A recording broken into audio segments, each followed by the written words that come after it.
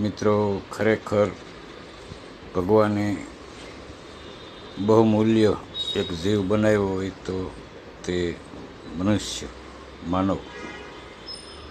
પણ આપણે જોઈ, માનો કે 4-5 માણસ એક જગ્યાએ બેઠા હોય અને વાતો કેવી કરતા હોય બીજાની, અરે એ તો બહુ ખરાબ, એની તો વાત જ નહીં, એ આવો નહીં, તેવો નહીં, ફલાણો શીકણો ફલાણું ઓલો ના તે, એ એકબીજાની વાતો. પણ એ 4-5 બેઠા હોય એમાંથી કોઈ ખરાબ હોય નહીં, એ બધા સતવાદી.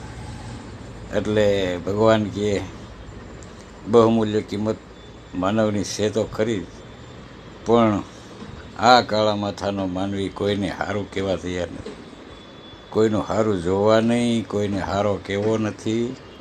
એટલે આ કાળા માથાના માનવીને કોઈ પૂગે નહીં. એટલે 184ના ફેરા ફેર્યા કરે યુગે યુગે, અને કોઈ ન પૂગે.